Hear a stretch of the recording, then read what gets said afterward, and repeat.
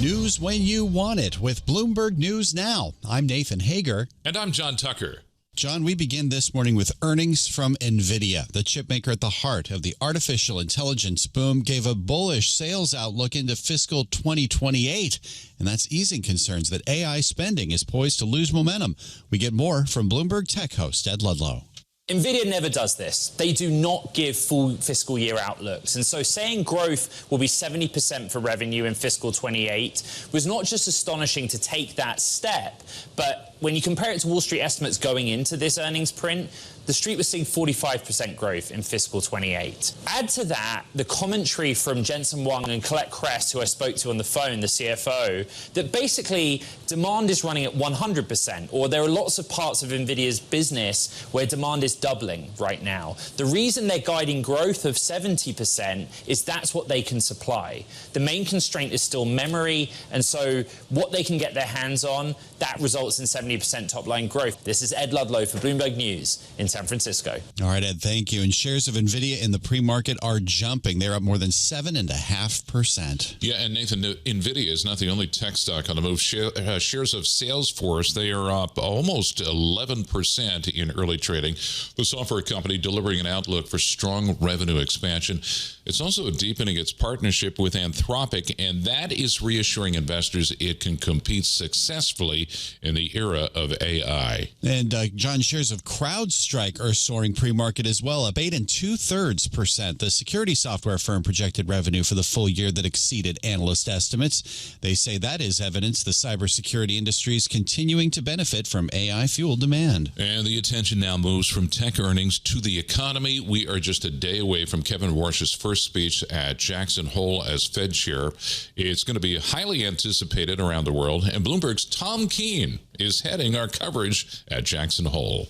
I think what we're going to see more than anything is the international sense of the meetings. Always in attendance are other global central bankers, Lagarde, Ueda, Bailey, Tiff Macklem of Canada, all of a sudden very, very important. So there's the international component at Jackson Hole, always there. And again, we're going to go out and by the split rail fence. Chairman Warsh will wave at the Rocky Mountain, the Grand Tetons, I should say. But far more will be the anticipation of the speech, maybe like I've never seen before. And the anticipation is, are we going to get something or not? I'll be honest, I'm in the camp where Chairman Warsh will play this very close to the vest. It will be a very safe speech as he awaits data coming up to get to the next Fed meeting. And while Fed Chairman Warsh prepares to give that speech, John, Fed Governor Lisa Cook is once again fighting to keep her job, denying unproven mortgage fraud allegations that President Trump has repeated. In a letter to the White House, Cook's attorney, Abby Lowell, calls the allegations, quote, unfounded and untrue.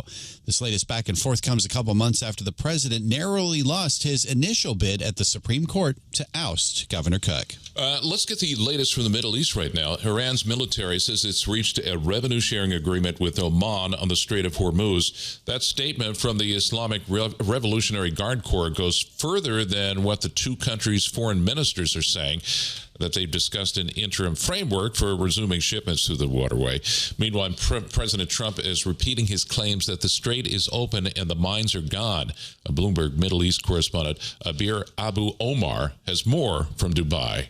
President Trump and the United States have made those claims multiple times before, but we have from multiple different fronts saying that that's not entirely true. One is the IRGC saying that the only parties that are involved or know about where those explosives are in the waterway are officials in Iran. We, of course, had the head of the IMO last week saying that no ships are making their way in the Strait of Hormuz in a natural way and that the explosives are still pretty much there. You've got European officials voicing their concern that those explosives are there.